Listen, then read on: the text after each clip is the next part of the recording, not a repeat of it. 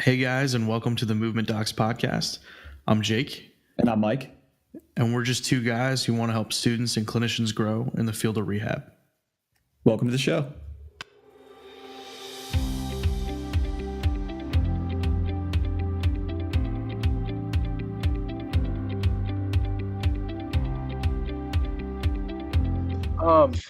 Hey guys, and welcome to episode 2 of season 2 of the Movement Docs podcast.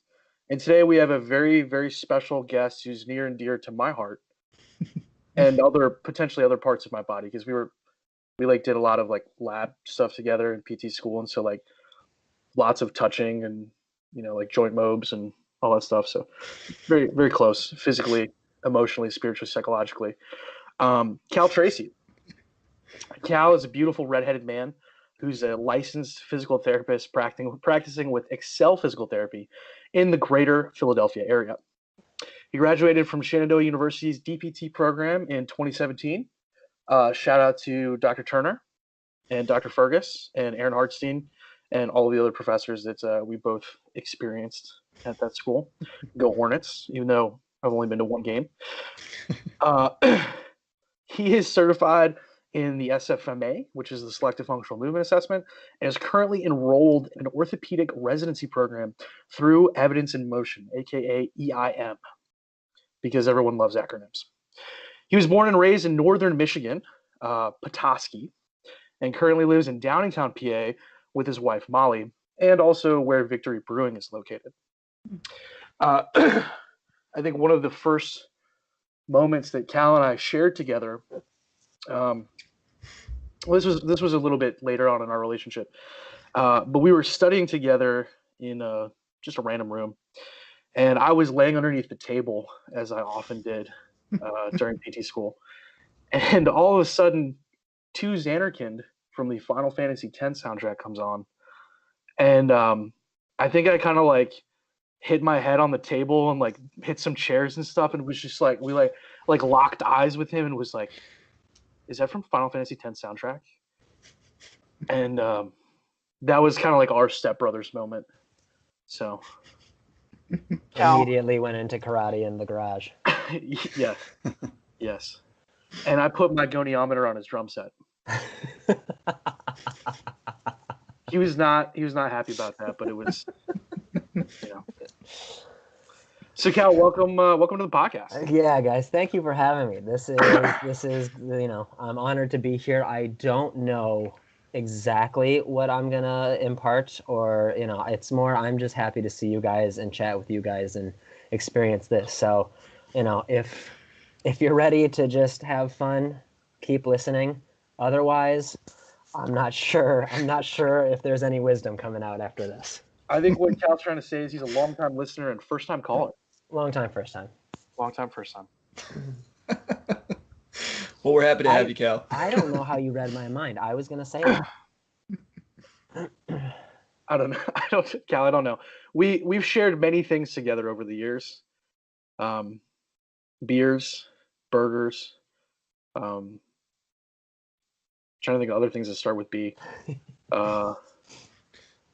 Bacon. That's Bourbon. True. Bratwurst. Andrea Bocelli. That's right. Didn't he do the Step Brothers song at the end? Yeah, I guess that's right. Something like that. Yeah. Yeah. So many memories. Lots of Hearthstone. Lots of Final Fantasy. Some studying. Some PT. Yeah. And a couple road trips. That's true. Yeah. Lots of Neil Gaiman. I always want to call it Gaiman, but it's pronounced Gaiman. Neil Gaiman, audiobooks too. That's yeah. A yearly joint costume contest. It's true that no one understood for 3 years running. Obscure costumes that maybe one person out of 100 got. I think first year we were Team Zissou, remember? We were Team Zissou.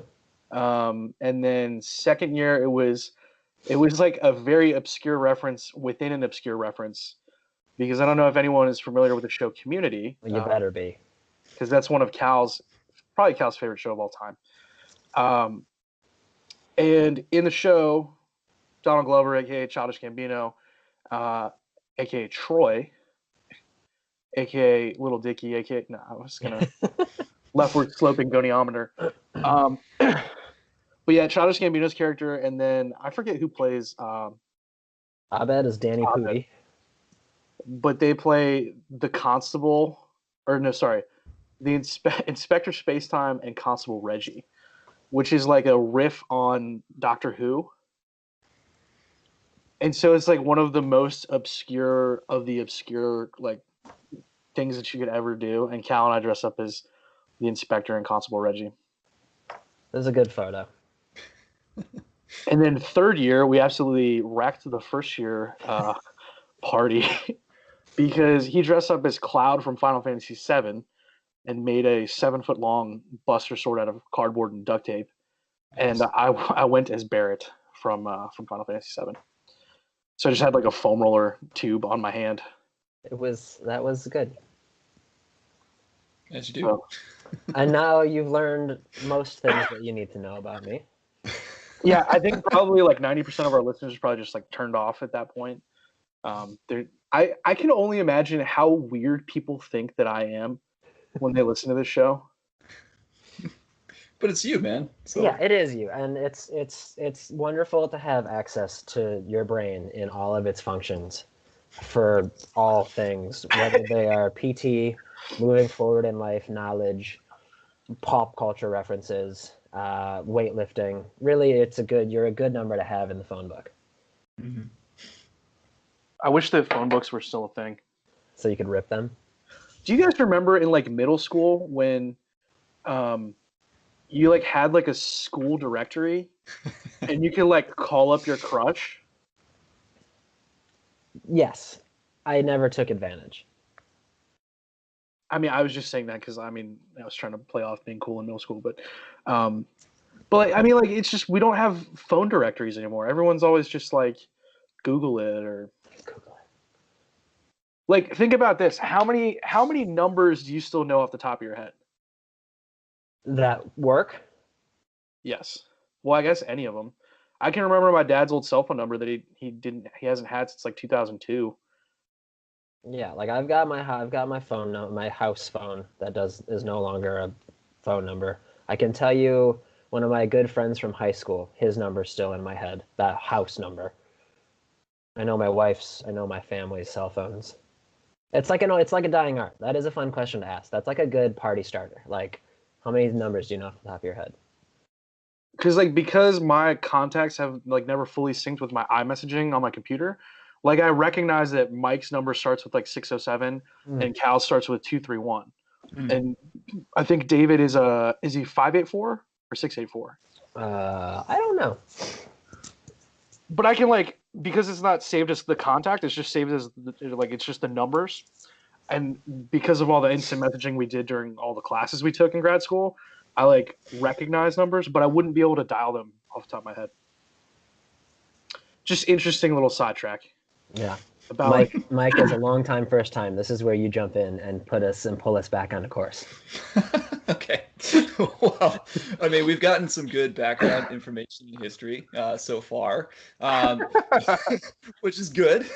You know, we know that we can all graduated from SU's program, which is good. So I love the rhyming and the cheesiness of this, so we're going to ask this question too. So why SU? You know, like what does SU mean to you? Yeah, no, that's good. It's again with the cheese. It was that place that felt like home, and I know that is one of the things. But I think you shouldn't overlook that feeling. That's an important thing, and that was further reinforced every single year I was there. SU was one of the first places that gave me a shot at an interview. The little bit of background that we didn't go over was that after graduating undergrad, there was a couple of years in between there and getting into PT school. And so that was, one of those. SU was the first place I had an interview, and I got a good feeling from it. Didn't get in that first time around. and then kind of really upped the resume a little bit more. And every place I went was, it would have been fine, but at the end of the day, I kept coming back to that feeling of, the faculty really took the time to seem like they care. And they seemed invested in the students and in the potential students, even if it wasn't to help you get into SU. They had little tips and things that, well, hey, if it didn't work out here, or if you were looking for other places, here's some things that you can do to improve. Mm-hmm. Yeah, I couldn't agree more. I think that's important, for anybody that's looking for a PT school or anything like that, is trying to find that kind of dynamic where things feel like home, like you said. We're you're in classes for so long, and you're going through so many different things and so many different like challenges, just learning about yourself and all these things. And so having a place where you actually feel comfortable is everything. Yeah. So that's solid. All right, so Cal, since we both graduated together, I'm curious, like, how do you feel now about practicing and treating patients compared to when you first came out of school?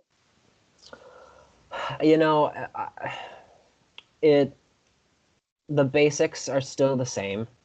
That I think really we came out with a good understanding of what it meant to be someone who is thorough and someone who is a critical thinker. And to use those basics to then move forward. I think how I've changed is that the pattern recognition is a little quicker.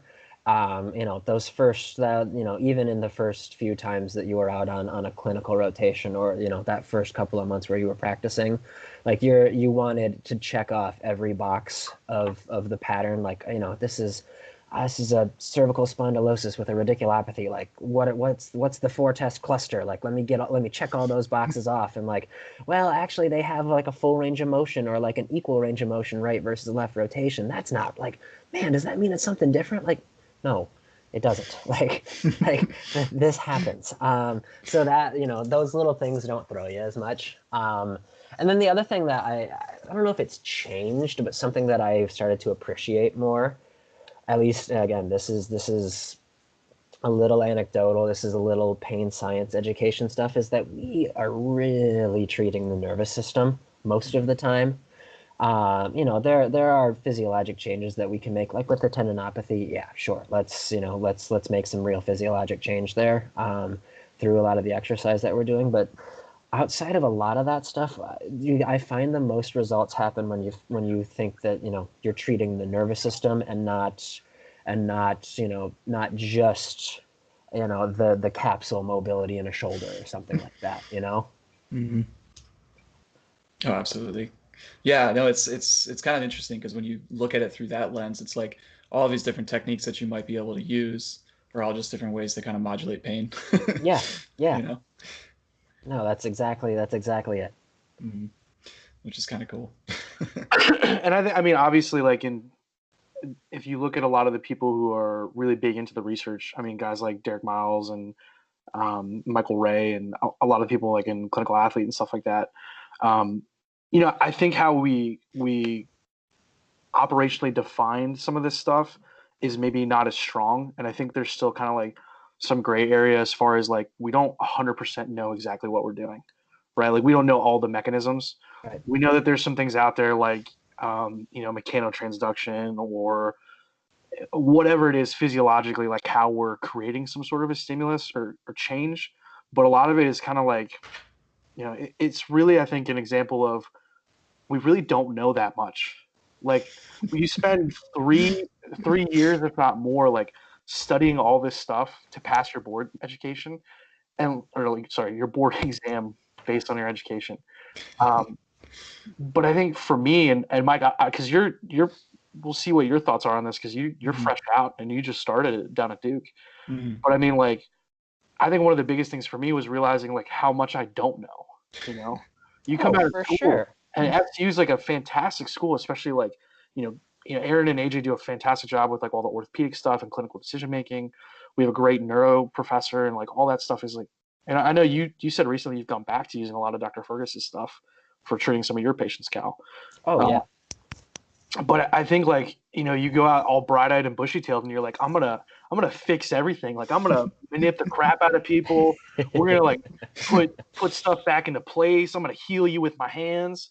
And then you realize like, wow, there's a lot more to this profession and like working one-on-one with people than I realized.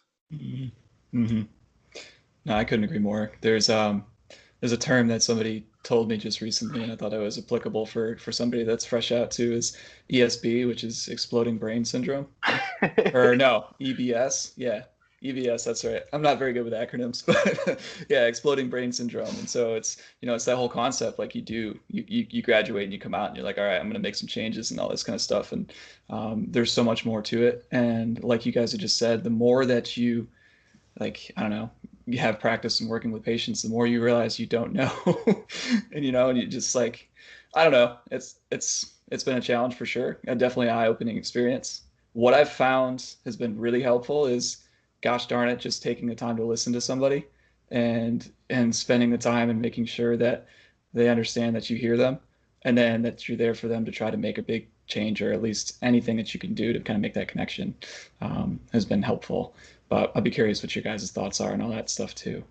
No, I think that's spot on.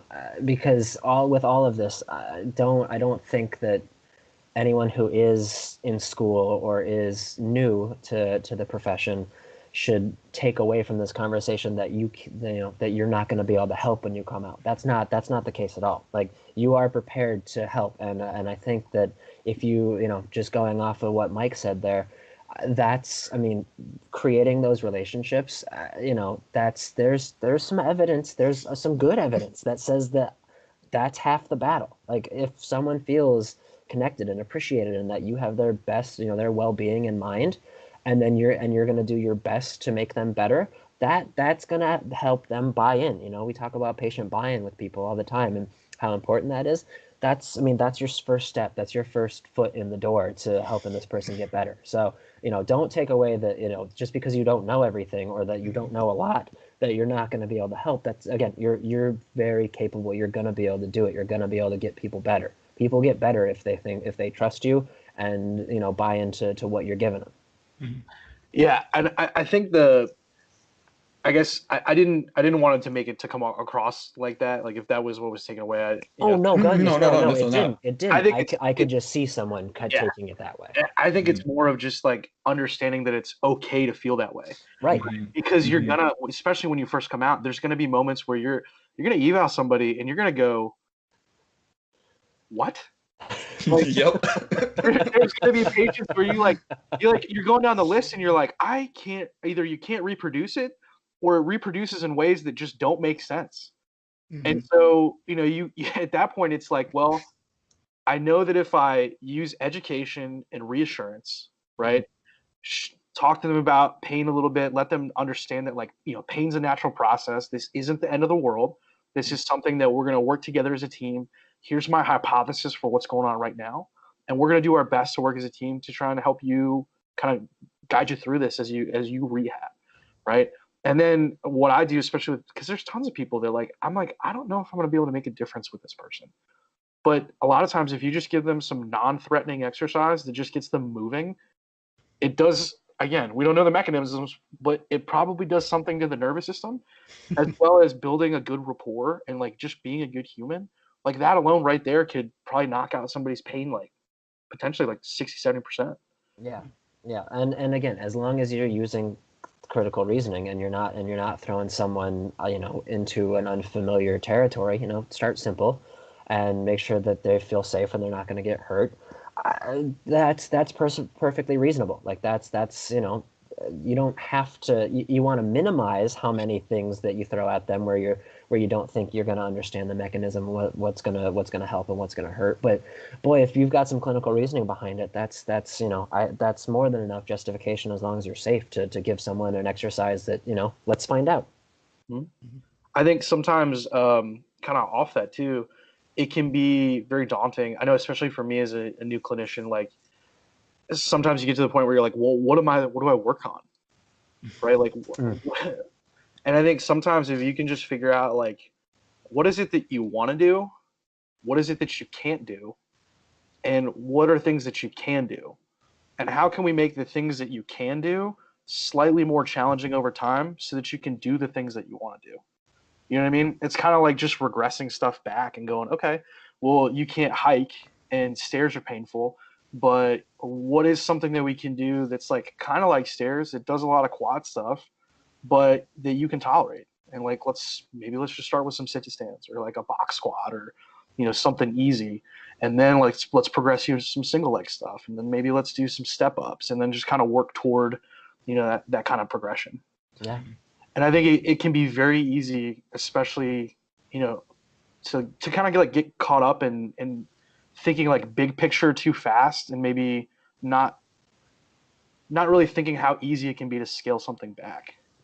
So I think a lot of times if you just keep it to the KISS principle, the keep it simple, stupid. Yeah. Right. That can be super beneficial. Yeah. Well said. The other thing too that was on my mind was when we were talking about school. I think it's especially where coming from SU. I think that patient communication and all that stuff was definitely something that was impressed upon us and taught to us. But I think that for a lot of people, that could probably be one of the easiest things to skip over. Sure. Right? Mm-hmm. Because when you're so focused on like passing boards or like knowing all your different clinical predictor rules or patterns or things like that, those like kind of like professional issues and communication stuff and motivational interviewing, those can be the first things that you're like, I already know this. This doesn't really matter. Let me just focus on all the orthopedic stuff or all the neuro stuff that I need to memorize for this test. Right. Mm-hmm. And I think that's what becomes much more apparent when you come out is that, hey, these are actually the things that I really need to use more on a daily basis. And then I need to have a great understanding of this like educational stuff to like create a good foundation for me clinically, but that like I really need the soft skills for day-to-day use. Mm-hmm. I agree. I feel like, obviously you need a knowledge base to be able to be a competent clinician, right? To make sure that you're prescribing exercises and doing your evaluations that minimize harm, like you had said, Cal. But you also need that aspect of human interaction in a profession where you're working with humans on a day-to-day basis, and just building that therapeutic alliance and trust like we had talked about. And so, looking back, I think SU did a good job talking about those things. I think it's definitely a skill that I wish I had, worked on more in it, but it's so easy, like you had mentioned, Jake, to basically be focusing on all the different biomechanical parts and the pathoanatomic features and so and all this kind of stuff when you're trying to study that for boards. Oh yeah, because to be able to apply the soft skills, you do have to pass and get your license. So that's there are priorities. But no, I think you guys are spot on with that. That's I think that's a great way to improve early, especially as you're coming out into quote unquote the real world. Now, Cal, for some of our listeners that are probably either newer grads or in school right now, kind of doing clinical rotations, is there anything like soft skill wise or communication wise that you would like tips or tricks that you've picked up or things that you recommend working with patients? And this is one that I do need to work on. I believe it's Skillman, and they are with it might have been out of JAMA, I forget, but anyway, it's this entire kind of system on how to kind of use different physical cues, verbal cues to connect with the patient. Your positioning is important. Like, let's say you've got someone who's in physical therapy for the first time and they've just hurt their back and it's the first time they've ever had a real injury. And it's like, well, my doctor told me it's my back, but I feel it kind of in my butt and down my leg, and it's like almost down to my knee. Like, why is that? Like, I don't like, and they're uninitiated to kind of the medical field. They're nervous coming in, most likely, right? If you put yourself in front of them where they don't have a path to escape, you cross your arms or you're only at your computer, that person, one, doesn't think that you care, and 2 is probably not going to open up to give you some of those little insights that you need on what treatment might work best, or they might not think back to remember that, before this happened, before I tried to lift that up and I felt that back pain, like I had noticed that I had sat in the car. It had been a long, week where I had done some traveling in the car, and I was in there for a couple hours at a time. Like they might not get to that point. So body language and kind of that the ability to ask open-ended questions in a way that's non-threatening and you want to come off as the authority, but you don't want to be authoritarian. Does that make sense? I like that. Like that's you want show notes, Mike. throw that in the show notes. Yeah. Add in now. but that's so like it's that sort of thing. So look, I don't know enough to reference Skillman. I went to at CSM. There was a maybe 2 years ago, whenever it was in San Antonio. There was a really good lecture on that, and it was a lot of fellows and OCS, and not a lot of the students made it there, but it was eye-opening, because there are things that you can do where I know I have to catch myself from leading people with questions. Like you do something, and you have this pattern in your mind, and you think that, well, because they have this and that, then they should have this third thing. And so you'll, instead of asking them, are there any other symptoms that you have?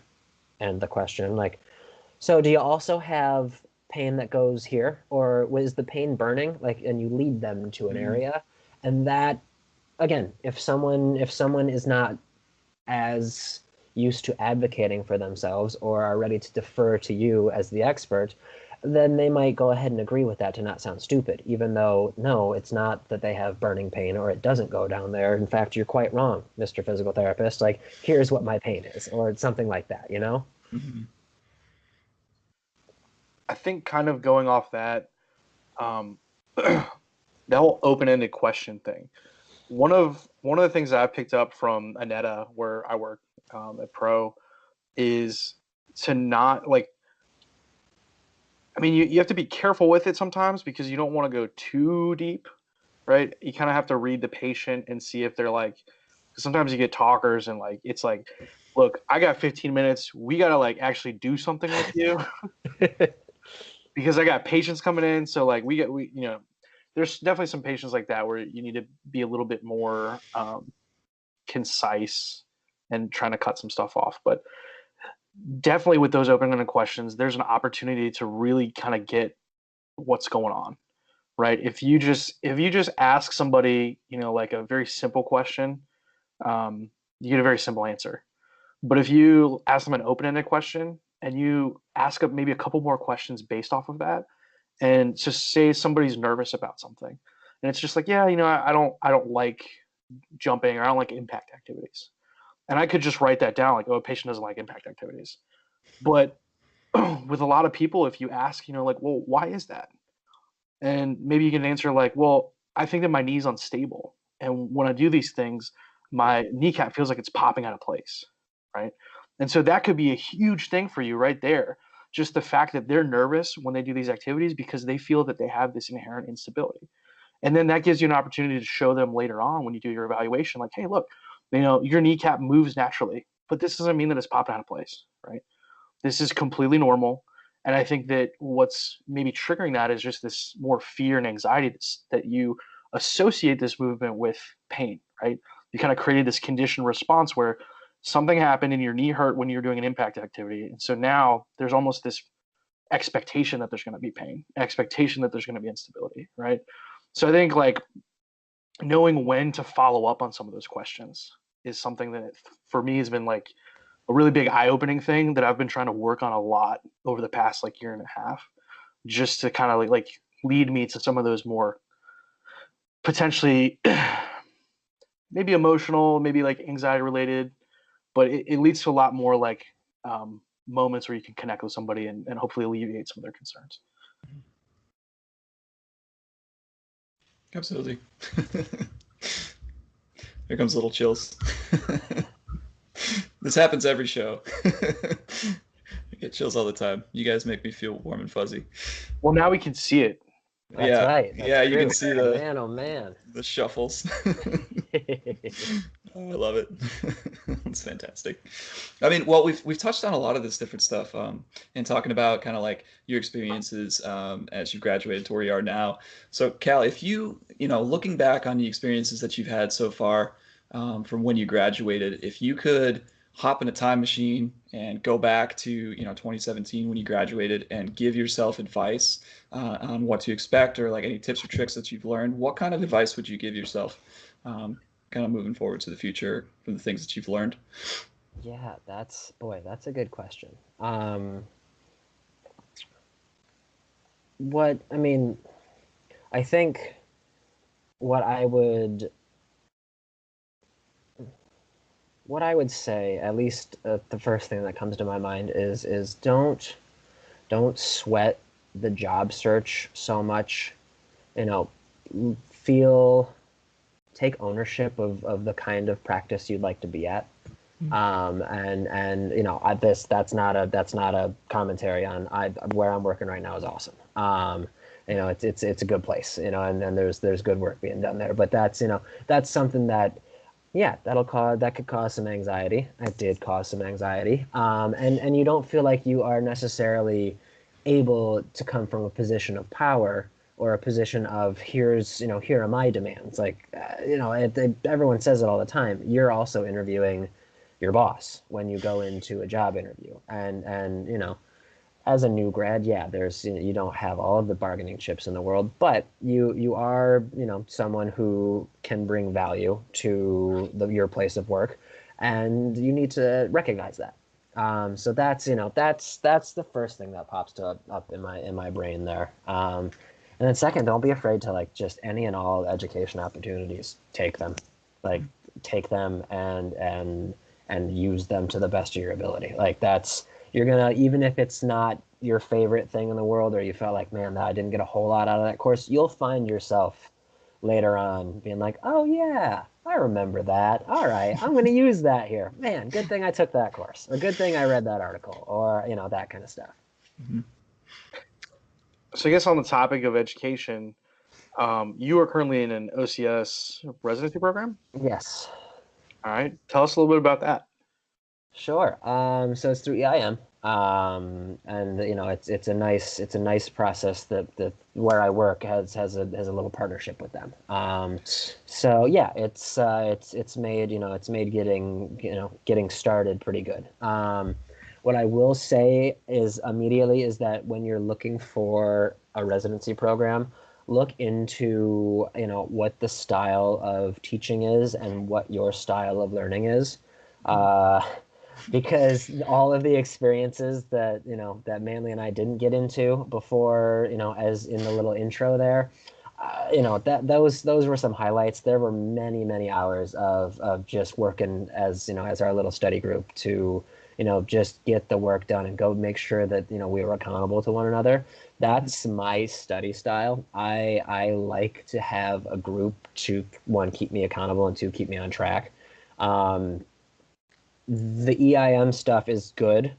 It is a lot of online learning, and that's been an adjustment. I feel like I'm in a good place, and I've got a pretty good routine going right now. But that was there was initial couple of weeks of like, oh boy, what have I done?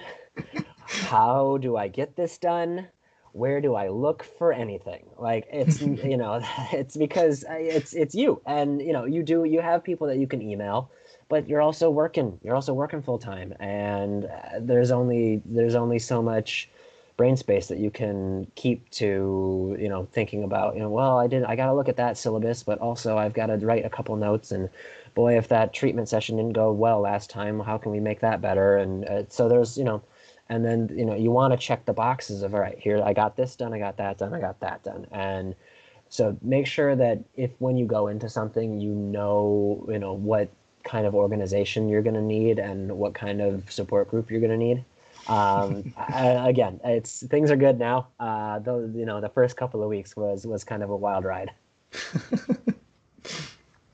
But other than that, it's just the last 2 days where I'm doing cervical spine stuff right now. That's kind of the big block that I'm in, and I've been able to incorporate that into 3 or 4 patients and see some pretty immediate results. It's nice to have a very intense school-based learning while you're treating, because when you go on your rotations, here's all the stuff that you did and you try to utilize that as best you can. But when you can go from, all right, I just did 2 days worth of cervical treatment on a bunch of PTs, and hey, look at that, I have a cervical eval the next day, and you can implement that right away and kind of use those hands-on skills and use the motor skills that you learned in lab and affect change immediately and get buy-in, if we're going to keep talking about that. That's really, really nice. That's rewarding. That's really rewarding. That's awesome. So is it okay? So you mentioned that there was like a lot of online learning, but there's lab components to this as well. Is that so? Yes, there's weekend intensives. All just based on, so you've got kind of, they're not, I wouldn't call them semesters, but kind of 4 blocks that are broken up into, you've got cervical thoracic, you've got upper extremity, lower extremity, and low back.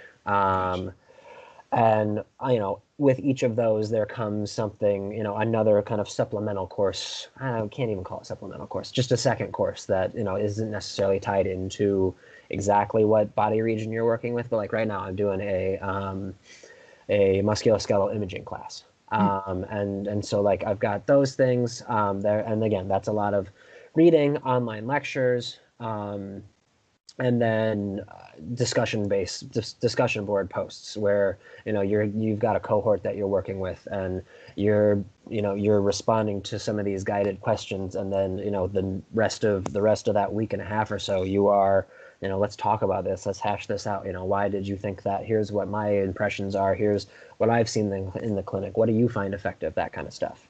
Mm-hmm.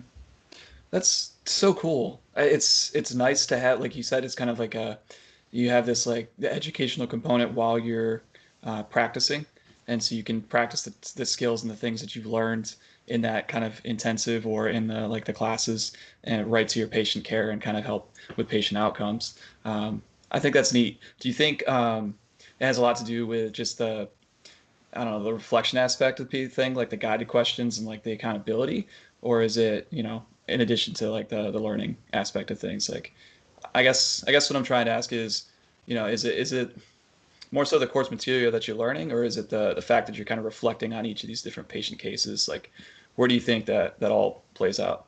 I think that integrates pretty nicely with one another. I'm not sure it's one or the other. That's kind of my learning style is to be able to implement it right away is helpful. I think most people that's probably helpful. I can't claim that learning style.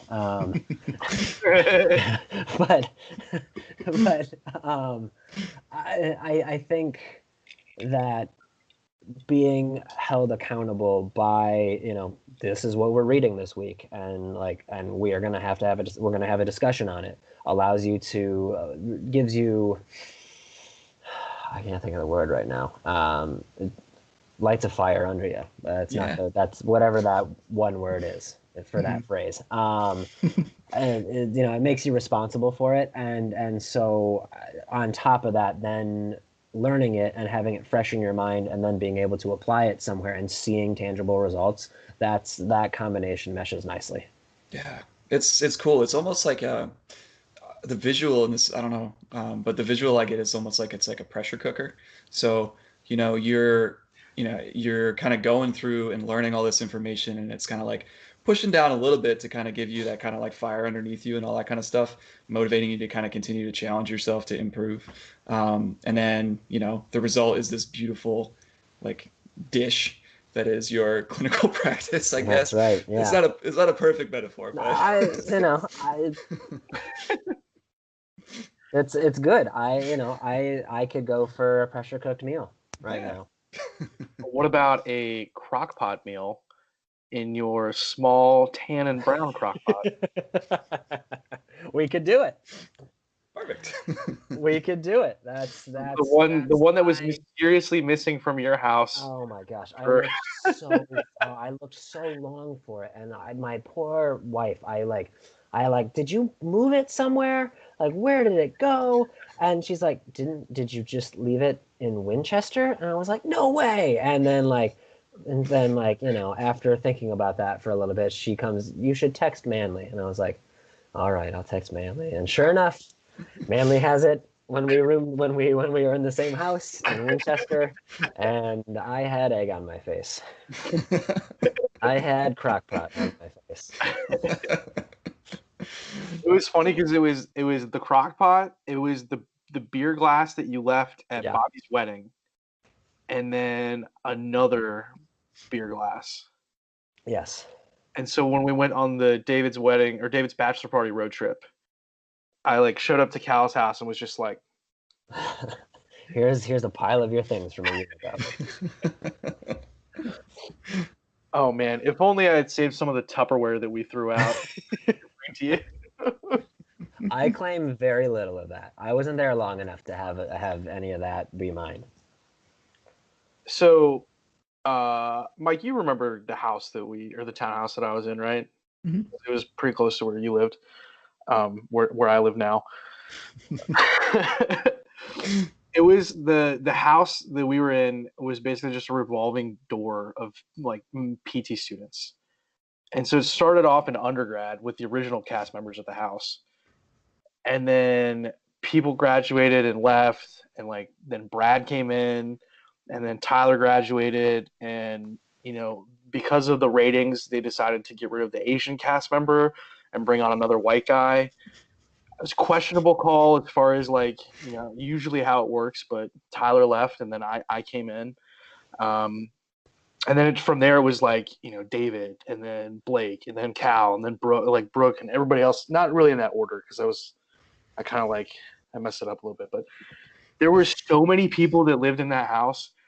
The amount of Tupperware that we had to throw away literally filled a trash can and a half, curbside trash can.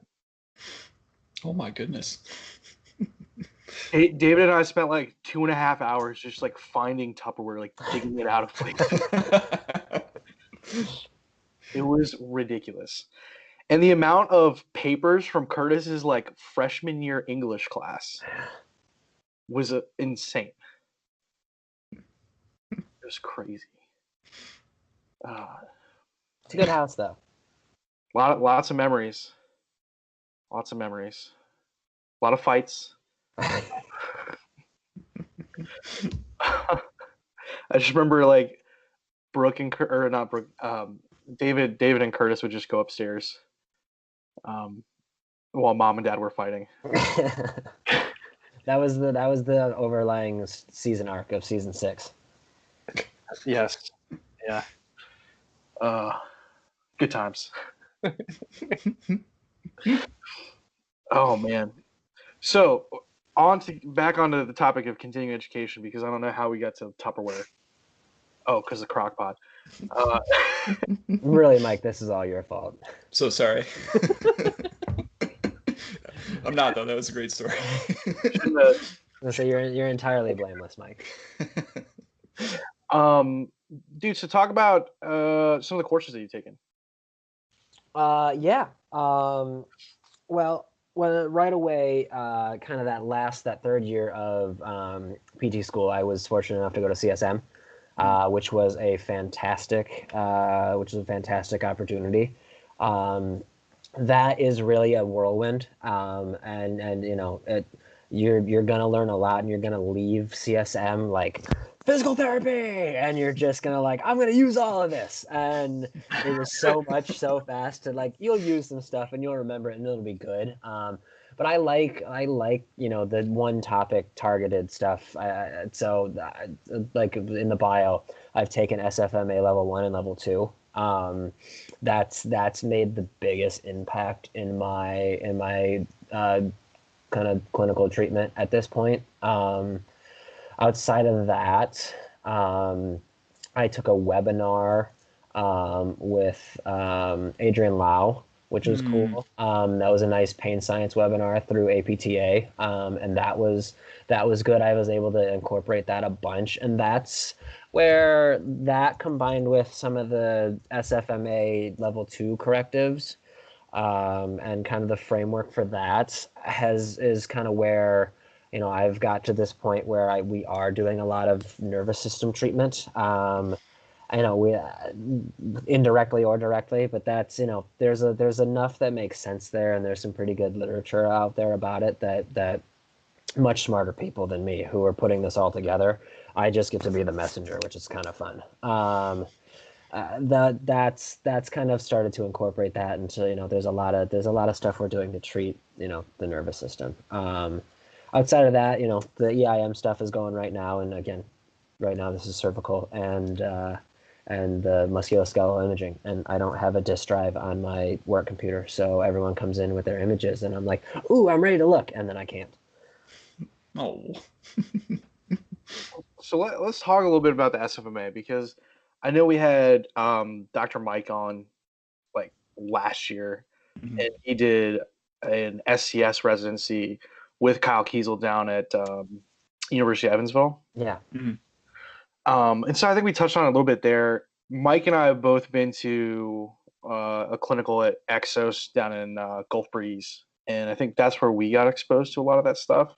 And it's interesting because, like, again, like listening to a lot of people on like message boards and stuff and like discuss these things, I think there, as with any system that you pick up or like that you start to utilize, there's always going to be pros and cons. Yeah. And so I think it's interesting, like some of the criticisms that are out there about that, as far as like a lot of people get hung up on the classification system of like dysfunctional, functional, like, and I mean, I get that. Obviously, I'm not going to like look at my patient and go, oh my God, your toe touch is so dysfunctional. How do you even do like half of the things on a daily basis? Dysfunctional, painful, man. You got no shot. But like I like it, and Mike, I mean, I'm interested to see like, I guess, your experience with it from Exos. But it was really interesting for me because SU is obviously a very like ortho heavy, manual heavy schooling.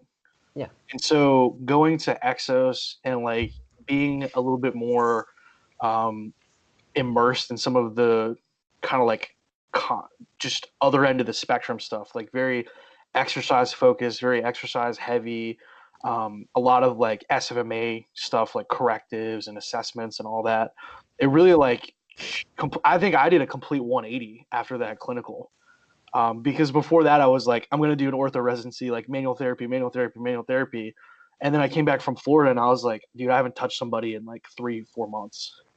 Like I was like, we helped somebody achieve no back pain without even touching them. And my brain was just like your EBS or whatever it is exploding before brain. I was just like, and I think for me, that window into like seeing how powerful exercise can be, and how you were kind of talking about using some of those like corrective exercises to affect the nervous system.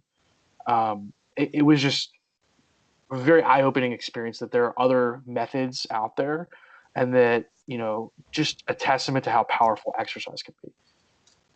Yeah, no, and I think that's good, and I think that's, you can go in any of those directions. But with the SFMA, it's all like, you've learned most of it before you get to the system. Like, it's a really nice way of organizing your thoughts, and you're still going by at the end of it. If you find a piece of the body that isn't moving well, you're gonna then get down to your individual. You're gonna get to that body part. And you're gonna do a joint assessment, and you're gonna do a muscle length assessment, and that doesn't change. How you get there changes a little bit, and I don't try to proclaim that I am an expert by any means with the SFMA. It's probably a little bastardized the way I use it. But yeah, I guess I wouldn't call myself a purist. I like it, and I utilize it, and I try to stick to it as best I can. But there are certain points where, I found some rotational deficits, and I'm going to go straight to the low back right now, because that's where they started and that's where their pain is. So I'm going to treat that. I'm not going to tease out. if you're there, I'm not going to tease out the multi-segmental rotation by looking at hips and looking at ankles and then getting up to the thoracic spine. And then, if that's limited, then I can't tell you if it's the low back. There's going to be times where, everything you're telling me and clinical reasoning tells me I should go to your low back. I'm going to come back to this other stuff later because there's probably, there's a change that we can make. But right now, let's hit that spot that's giving you trouble. And like you said, I mean, at its roots, it's kind of just an algorithm. Yeah. Right. It's yeah. it's basically a ton of orthopedic tests that you've learned in school. Right. It's just somebody like the Gray Cook and the FMS group just kind of like took a logical approach as far as like moving from standing stuff to like supine prone stuff and just taking out different segments. And I really do I appreciate the the framework and the thought behind that. And I think I'm not a purist either. I don't run the full thing, but there's a lot of stuff that I've pulled from that, and for sure, definitely shaped my treatment. Yeah. No, like taking away stability requirements. I don't tell the patient that that's what we're doing when they can't turn their head left or right, and then I put them supine and they can. Like I didn't say, well, I took away stability requirements, and it's like, well, no, like your brain doesn't feel threatened here, like right, your brain doesn't feel threatened to do this motion here because you don't have to hold your head against gravity. Mm-hmm. That's so true. And to kind of like piggyback on what you guys are saying there, and I'm not a purist either when it comes to those kinds of things. What I like about some kind of a system is it frees up brain RAM, Sure. if you will. So if you, and whatever it is that your flow is, but if you get good at your flow and you can do your flow to kind of go through your assessment, you can spend more time thinking about what actually is going on and what those results mean than trying to figure out what the next step is in the process. And so, for me looking at, for the SFMA, I can look at these movements and then go through the stability requirement changes and all that kind of stuff. Obviously, I'm not saying that to the patient. I agree with you, Cal. But then, I could say, okay, it's not threatening here, like you had just mentioned, and all that kind of stuff. And that allows me to think about that stuff as I'm putting it together, rather than thinking about, oh, I need to do this movement next, and I need to make sure that I check this motion and then this, So that clinical reasoning piece kind of comes through when you have something that's an algorithm that's streamlined, and you free up a little bit more brain space for that. Yeah. No, and that's what like you said, I use an abridged or bastardized version of it. I don't run the whole thing with everybody. I kind of have my flow that I've established. If it's an upper extremity patient, I'm going to look at neck and shoulder and how they move. I'm going to do a lot of those breakouts. I really like the quadruped T-spine extension rotation one.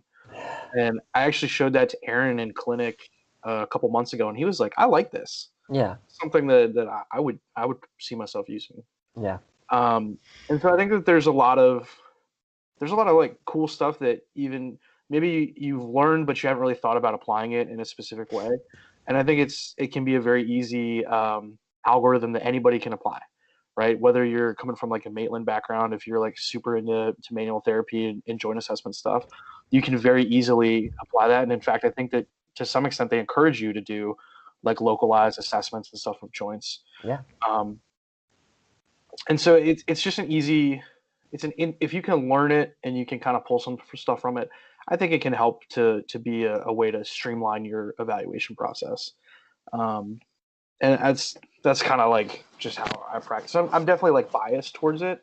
I wouldn't say that it's like the end all be all. And I think that, just like with anything else, like there's going to be things that you're going to learn from any course. I think the danger is going back to a great Star Wars quote that, only a Sith deals in absolutes, right? Just recognize that, like, at the end of the day, your critical thinking and your clinical judgment, just like what Cal was talking about, trump everything else, right? Like, you can be super biased with SFMA, you can be super biased with Maitland style treatment, but at the end of the day, like, you have to use that critical thinking and go, all right, well, okay, I should probably look at this, I think where people get hung up though is like on the classification systems, and if you're telling somebody that they're dysfunctional, right? Because if you tell someone that you're dysfunctional or that they're dysfunctional, you're potentially noceboing them into something else. Sure. because you never not want someone to leave with more issues than they came in with. Mm-hmm. And, like, I've definitely made that mistake in the past. That's Yeah. actually a great thing, I think. Going back to what you, a perfect point. Going back to like, so tips and tricks for someone just coming out. Like, do not feel the need to point out or to assess every little thing that's wrong with someone, because no one's gonna walk in as the Petruvian Man. You know, no one's Bobby from our class. Like, no one Except for Bobby. except for Bobby. That man is perfect. But if it's not affecting their function, make a mental note. I wouldn't necessarily point it out. It's something that you can have in the back of your head where, well, you know, the neck doesn't move perfect and they're having some elbow pain. Is that neck affecting the shoulder, affecting the elbow? Maybe. Let's treat what we find right now, and then let's come back to the neck and treat that as we're able to, if we're not seeing results from the initial treatment. And I think that right there is a really good point. Like, it gives you something to, you kind of like just get a little bit more of a global screen, and that's what I like. And I think especially in more of like the sports stuff that I'm like working with like a lot of athletes, I like to know how somebody moves, right? Regardless of what system it is or how you use it, I think it's good to know, like, hey, this person's hamstring length or like, you know, their hip flexion is maybe not super great, right? I don't know that it's causative for anything. It may be just they're normal, but it's something that I can keep in mind with my exercise selection. You know what I mean? Same thing with like hip flexor length. Maybe if I want to program a Bulgarian split squat, right? But somebody has like a really nasty Thomas test, maybe that's not something I do right away, right? Maybe I ease into, oh my God, Mike just went green. I went green? Is Did I that Hulk out? I think that's you, man. that's Yeah. I think it's you. interesting? But I think that one of the positive things that I've definitely drawn from like more of like that kind of like global assessment of movement, it's just nice to know more things about somebody to then choose more effective like exercises and dosages for those things, right? Because I think one of the biggest things, and I think all of us have heard, I've talked to both of you about this, is that like it can be very easy to get in the same like the pitfall of just here's the same 3 exercises that I give everybody, because first day in, you're a lumbar patient, we're going to do clamshells and bridges, and I'm going to give you like a sciatic nerve stretch, right? I think it can be very easy to fall in the trap of like forgetting about how powerful exercise can be, right? And putting maybe the focus on more of like the hands-on skills. And maybe there's probably a time and a place for that. But I think that if you can see how somebody moves and maybe tease out some contributing factors that may potentially be causative for what's going on, whether or not you buy into the regional interdependence model or not. Right. I think just having more of an understanding about who someone is entirely and how they move can help you pick some more appropriate exercises for them. Mm-hmm. I mean, that goes back to what we were talking about in the beginning too, kind of combining and trying to understand what the person's motivations and goals are, right? So, I mean, you can look at a global kind of lens in terms of understanding how somebody moves. And then you also need to understand like why do they need to move that way? You know, like what's their motivation for what they're doing? You know, somebody's really into Taekwondo. Okay. So how do we get them into, you know, to do that? You know, what kind of positions do they need to be in? Can they get into those positions? And then can we scale it back like we had talked about earlier, to challenge them appropriately so they can eventually get back to the things that they want to do. And that kind of exercise prescription ends up being a little bit more specific to what they need, and helps with that buy-in aspect to kind of bring it back in. Yeah. You know? No, and it makes it fun, right? Right, Mm-hmm. and like it makes it fun. Like I have a patient that I love. I've seen him a few times now, and he was in for he ruptured his anterior tib tendon, and so you know he's finally getting out of the boot, and we're starting to work on some strengthening, and we're starting to get into some weight bearing, and so we start working on balance, and he progresses along pretty nicely, and we start doing some tandem walking. And like he did okay with some tandem walking, some heel toe stuff. And so then I turned it into just a high knee tandem march. And he was like, "Hey man, I used to do martial arts, and this is like they used to have us do this. Like we would follow the line, like we would do kicks each time." And I was, oh, cool. And like, what did that look like? And like, all of a sudden, here he is, this man who doesn't seem like he should be able to kick as high as he does, but really starts to kick. And like, and he starts having fun. He gains, he benefits. He's working on balance. Like, awesome. Yes, I love that. That's fantastic. That's what it's all about, right? Yeah, yeah. I wish I could kick as high as he can.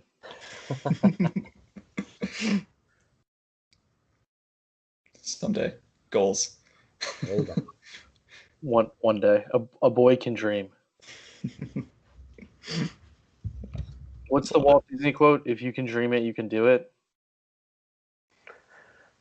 I don't know that I could ever kick a can off of your head, Cal.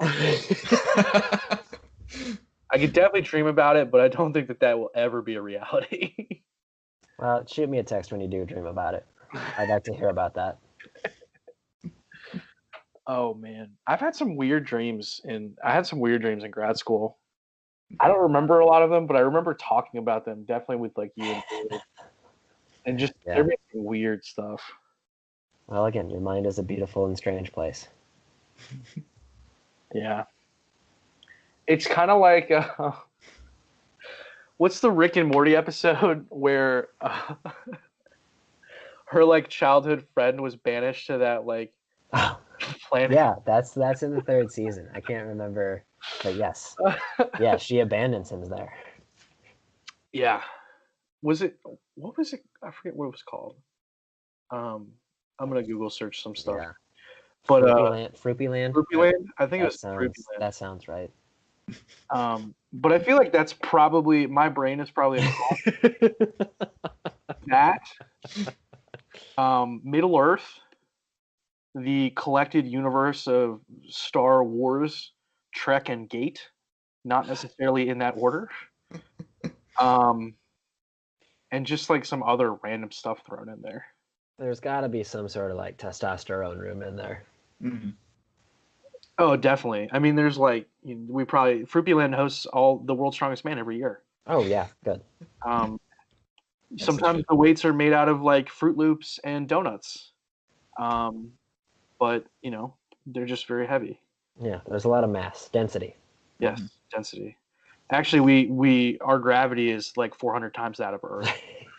Every member of Fruipyland is like they're training in the hyperbaric time chamber from Dragon Ball Z. Yes. I'm so happy right now. just to like be here for that whole thing that just happens just made me so happy. So that was good.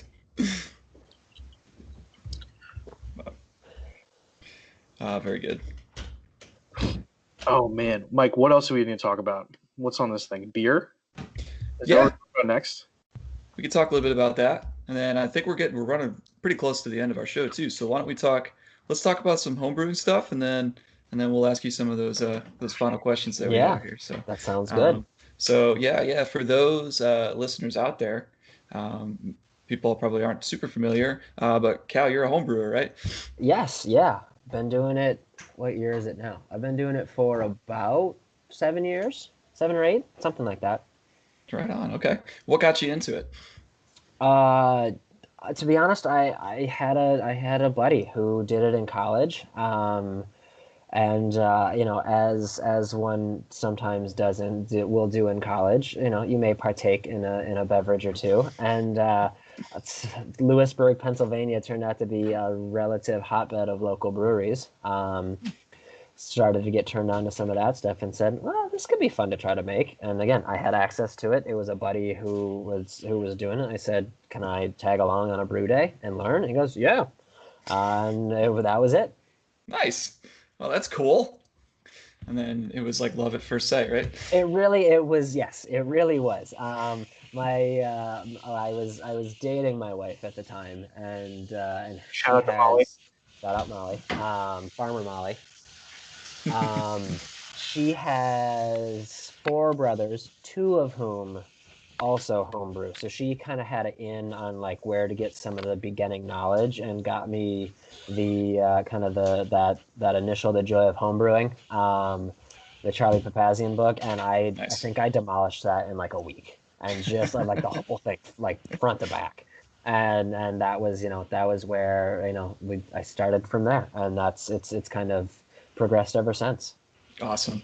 So for I guess for our listeners out there that aren't really super familiar with the techniques involved or any of that kind of stuff, or like what are there different types of home brews, or are there different strategies you can use, or how do you do it? Yeah, so there are different strategies. There are the easiest way, the simplest way to access the world of homebrew is to use kind of a pre-made kit, Mm. and that tends to come with a pre-packaged syrup and then whatever sort of ingredients that you might have to add otherwise. And you just need a big enough pot to boil it in, and a big enough plastic bucket to store it in after when it starts to ferment. So that's the simplest way, and then it goes up in, I don't want to say, I guess, complexity and number of steps. How about that? The number of steps that you have to take, where you can actually go to an all grain method, which is what I do at this point, where you get a little bit more, you can be a little bit more nuanced with the ingredients, and you can kind of make exactly what you're looking for, Okay. by picking how much grain and how many pounds, which is really just the amount of sugar that you're adding. How much sugar do I want to put into this thing to make it taste like this with this much alcohol content? And, do I want it to be sweet? Do I want it to be very clean? Do I want it to be bitter? And that's more of a hops thing, but like you're allowed to, you can make your own recipes and kind of put them in that way. Okay. So if I get this right, there's kind of like you got your like first step would be like kind of like an extract brew, Yep. where it's like a kit, everything's pretty much ready for you to go. You just need some basic equipment to kind of get started. You follow the recipe and go from there. And then as you add in more steps, you can get a little bit more creative and a little bit more nuanced in how you want your flavor profile to be. Yeah. And that would be kind of more of that like kind of all grain kind Yeah, of yeah, style. exactly. And don't get me wrong. There are ways that if you want to buy extract and not in a kit, and you just want to get like, I want this kind of extract and that kind of extract, you can do a very similar thing. Like all grain by no means is superior. There are plenty of extract brews that are people are making really good stuff. Cool. So it's just there's a lot of variability. It seems Yeah, like that's cool. yeah. That's really cool. Okay. What is like the brew in the bag method? Because I've heard that Oh too. yeah, so Yeah. that's not one that I have a whole lot of familiarity with, but that's basically you're using kind of a mucilin bag, and that's where your grains are going to go, and so it allows you to kind of put that in the kettle that you're going to use for the water there, and kind of and make the term is mash. So that's where you're basically steeping the grains at a certain temperature in order to extract their sugars. Okay. And again, that's what the yeast that you put in there, that's what they eat. That's what they turn into alcohol, carbon dioxide, and maybe some flavor. So then what's that? Flavonoids. Flavonoids, yes. So you do that, and you're able to use basically one kettle, and you can kind of, if you're doing it on your stovetop or on a propane burner, something like that, you can kind of use that to keep you at a very consistent temperature, which is pretty important during the mash phase. And then you take that bag out, and then it's all self-contained, and then you can just add what you need to kind of sparge it. And again, I might be butchering this a little bit. This is one that I don't, I'm not brewing in a bag. But it does seem very convenient. And you're able to kind of, that's the one thing, is I don't know how you would sparge it, how you would rinse all those off. Regardless, it's very self-contained, and then you've still got just the same kettle there, and you can go right into boiling it. Oh, cool. Okay. So how long does let's say like an average brew day? How long would that take to make your home brew? Yeah. Do you want cleanup as well? Setup and cleanup is the tough part for me. Because again, when you're dealing with sugar in places that are dark without a lot of oxygen, boy, there's some nasties that can get in there if you're not careful about it. So usually it's like a 5-hour day from start to finish, where I'm getting set up and going from there, with a lot of that time just being spent waiting. Well, with a mash, waiting anywhere from 60 to 75 minutes, and then getting 6 gallons of water to boil on a stovetop at your house takes a little bit of time, and then boiling for an hour, like a lot of it is waiting. But so about 5 hours, and then you pitch your yeast when you get it nice and cool. You find a nice quiet spot to put it away, so you don't check it too early, because that's always the hardest part. The hardest part is just letting it ferment long enough. Like I'm so eager to just like, all right, let's see what it does. Let's see how it's gonna taste. And so you usually ferment for anywhere. A standard, like the IPA that I have going right now, is going to be a 6-week fermentation. And that's 4 to 6 on that. 4 being on the early side.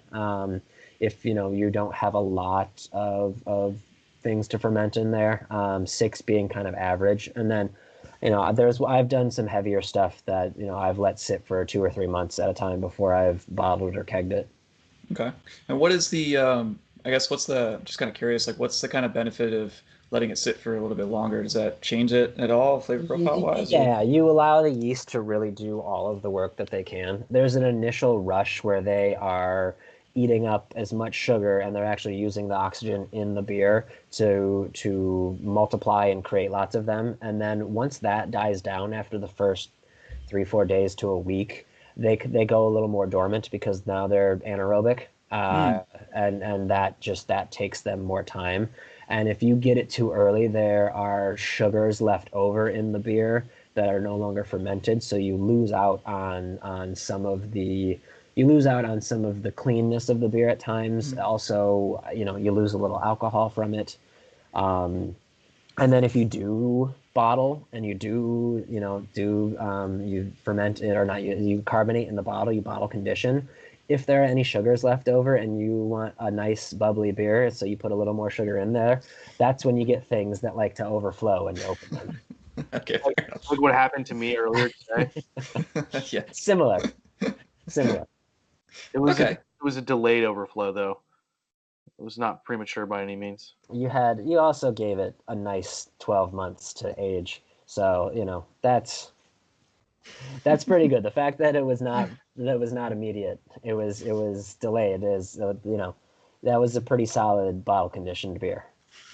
Now, I've seen you, because you had one of your beers that you bought before PT school started, or right as PT school started, and you bottle aged that thing for the entire 3 years. Yeah. That was an expedition stout from Bell's, Nice. Michigan represent. But that was, that's a high alcohol beer and it's a dark beer, so it's not going to get a lot of that light struck flavor, where something in either a lighter bottle or just that doesn't have a lot of color to it is a lighter beer. That's going to get that light struck skunky flavor if you age it for a while. But if you find a nice spot to keep it at a consistent temperature, a stronger beer like that is going to do fine to age over time. Some people prefer it, some people don't like, especially when you get something up in like the 12-13%. That's, people think that they call that hot, I think is the language that they use, where it's it's boozy coming out, and some people want that to mellow out a little bit so they can taste more of the grains that were used. Now, I will say the one beer that I think broke that mold, Cal, is Cal and I went to a VPTA meeting down in Charlottesville, right? And because I went to school at UVA, we went out and I showed them around a couple different places, went to some bars, grabbed some beers, and we ended up going to a convenience store and getting a local 6-pack of something that looked interesting. It was called Licking Hole Creek, I think was the name of the brewery, and the beer was called Magic Beaver. And it was, I think it just said pale ale or ale. I think it was a Belgian pale ale. But it didn't list the IBUs or anything on there. And so we grabbed that. We grabbed a pizza at Christian's next door. We went back to the Boar's Head. We're sitting out. We had this room that had a little kind of porch overlooking some hills, nice Charlottesville kind of hilly area. We're sitting there eating pizza, and we go to crack the beer, and we both taste it, and it was just the worst beer that I've ever had in my entire life. It was almost drinking vinegar. It was I hate to be negative, but it was. I mean, it was down there on my list.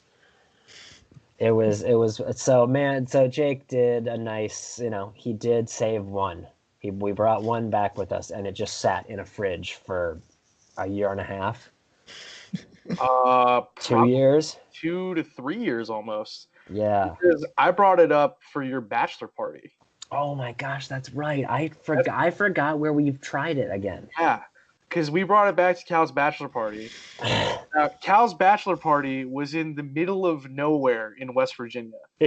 So David and I got off from the Redskins on a Friday and didn't have to be there for Saturday, just had to be there on Sunday. We drove out. We got lost in the middle of West Virginia because we had no reception. There were no lights. And the cabin that we were going to was literally on the side of a mountain. And you could only see the sign for the entrance on like one direction. So we went all the way up this mountain, all the way down this mountain, and then I'm pretty sure we need to go back up the mountain. Found it. We pull into this place and we're like, please God, be the house. And we just see this one cabin lit up with people like running around. And we're like, and so I think probably within 2 hours of being there, I opened it and poured it for you. And we drank. We were both like very hesitant to drink it because of the associated like gag reflex that it had created like deep within our lizard brain. And we drank it and we were like, this is actually like not bad. Nice. It had time to mellow out. It's perfect. It was drinkable. Well, there you go. So if you got a bad beer, the moral of the story is, or down on your list, the moral of the story is just let it sit for a while. It may be better. It might be better. It might be. You never know. Oh, that's fantastic. Well, very good. Yeah, so we're running up near on the end of the show here. There are a couple of questions and some things that we usually ask all of our guests here at the end of the show here. And so, we here at the Movement Docs, we believe in always moving forward in all that you do. So based on all of your previous experience in knowledge, life, and love, the pursuit of happiness, what is one piece of advice that you give to anyone listening to this show to help them be the best versions of themselves? This is such a great question. I love hearing the answers for this. When at the end, I do love, as much as I don't want to run up to the end of the show, I do love running up to the end of the show. So there's so many things that that come to mind, and not that any of them are profound or right. But what I would say is that find kind of your core set of values or principles, and then shape everything that you do around them in order to, again, be the best version of yourself. Or more simply put, as the late Chris Cornell said, to be yourself, it's all that you can do. Yeah. Oh, there it was. How excited are you for the movie that's coming out? I know. Oh my gosh. I can't I feel like I don't want to say anything yet because it's like they're just starting, and like no one is cast, and like just Brad Pitt's name is just being thrown around as a director and a producer, and like I'm going to stop talking about it. So it's like do that, please. Please make that a thing. I love it. By the way, your comment just gave me chills, so that was two for. It's a twofer for tonight. So thank you for that. But no, yes, I mean that's everything, man. That's phenomenal. And Yeah, go ahead. It really, because there's I don't know if there's another way to do it. I don't think there's another way to do it, because if that's not what you're striving for, then where's the passion, where's the joy, and you need that. You sure do. Yeah, find your passion, find your purpose, make everything work for that. I love it. That's fantastic. Cal, we really can't thank you enough for coming on the show tonight. This has been just an awesome time to get a chance to just chat, have some good times, talk about some good brews, talk about some good stories, reminisce on some good memories, and drop some serious knowledge bombs. So, we really appreciate you taking the time. If anybody out there is listening and wants to get in contact with you, what's the best way that they can do that? Boy, I guess my email is the best. I still have my Shenandoah email, so that's ctracy14@su.edu. That's the one that's not cluttered, with all sorts of either online advertisements and or work emails. So that's probably the best one. No E in Tracy. We just got to make that distinction there. So that's probably the best spot. I'm on Facebook. That's not. Don't do that. I mean, if you want to, you can. Say that you heard me on the Movement Docs podcast, and then I'll respond. Don't lead with hey. You up? So the email is probably the best way. And then afterwards, if you want to have a, either longer conversation or something like that, we can find other ways to go about it. Awesome. Oh, we can't thank you enough, man. Seriously, thank you guys. It was fun coming on. I appreciate you even thinking I have something worthwhile to say. And it was fun to hang out and chat, and it's good to see both of your faces and hear both of your voices. Cal, this one's for you. Yeah, we. Yeah.